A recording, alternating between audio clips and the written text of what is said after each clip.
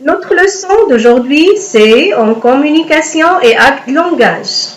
Unité didactique 5, semaine 1, pour communiquer en français. Pour la 5e année de l'enseignement primaire. Notre thème, c'est l'environnement. Notre objectif, c'est d'écrire un lieu, la forêt et après la plage. Décrire le comportement d'une personne, décrire le comportement des usagers. Dans cette unité, tu vas t'entraîner à prendre la parole pour décrire un lieu, la forêt, décrire le comportement d'une personne à la forêt, décrire un lieu, la plage, décrire le comportement d'une personne à la plage. Que représente cette image? Que représente l'image? Cette image représente une forêt. Très bien. C'est une forêt. Donc, on va décrire un lieu. On va décrire la forêt. Donc, pour décrire un paysage, ou bien pour décrire la forêt, on va bien observer les images que je vais vous présenter. On va recenser les éléments représentés. On va les situer dans l'espace et dans le temps. On va recenser les expressions, les mots, les indicateurs de liaison, temps, espace et manière. Qu'est-ce qu'on trouve dans la forêt? Dans la forêt, on trouve, regardez bien cette image. Qu'est-ce que c'est? Ce sont des arbres. Dans chaque forêt, on trouve des arbres. Qu'est-ce qu'on trouve aussi? Regarde la deuxième image. Des plantes. Très bien, les plantes. Et regarde la troisième image, qu'est-ce que c'est? Ce sont des animaux. Toujours, il y a des animaux dans la forêt. Les animaux, très bien. Et qu'est-ce qu'on trouve aussi dans la forêt? Regarde cette image. Qui sont ces personnes? Ce sont les promeneurs. Très bien, ce sont les promeneurs. Et ce monsieur sur le cheval? C'est le garde forestier. Très bien, c'est le garde forestier. Tu sais quel est son rôle? Oui, il garde la forêt et il surveille les promeneurs. Il surveille seulement les promeneurs?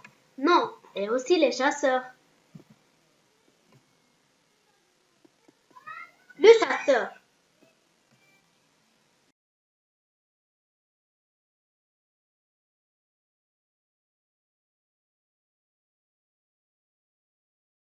Regarde maintenant. Comment est l'air dans la forêt? L'air est pur dans la forêt. Tu sais pourquoi? Oui, car les arbres nous donnent beaucoup d'oxygène. Et qu'est-ce qu'on trouve aussi à la forêt? Du calme. Beaucoup de calme. Oui. Et qu'est-ce qu'on trouve aussi dans la forêt? Les fleurs et les papillons. Très bien. Maintenant, on va décrire un lieu, la forêt.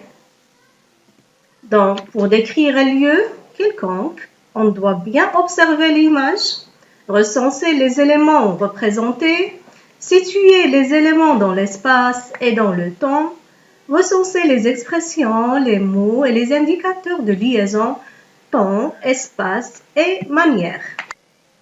Dans ce tableau, on a tout le nécessaire pour décrire un lieu, tels que les connecteurs de position, les adjectifs et les noms. Allez, maintenant tu vas décrire la forêt à tes amis. La forêt est un ensemble d'arbres. C'est un endroit extraordinaire.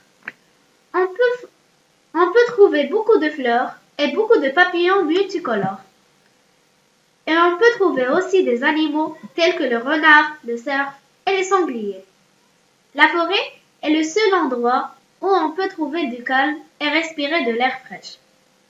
Dans la forêt, il y a un garde forestier. C'est celui qui garde la forêt et surveille les promeneurs. Les promeneurs, ce sont les gens qui se promènent dans la forêt. Le garde forestier surveille aussi les chasseurs. Les chasseurs, ce sont les gens qui chassent des animaux dans les forêts.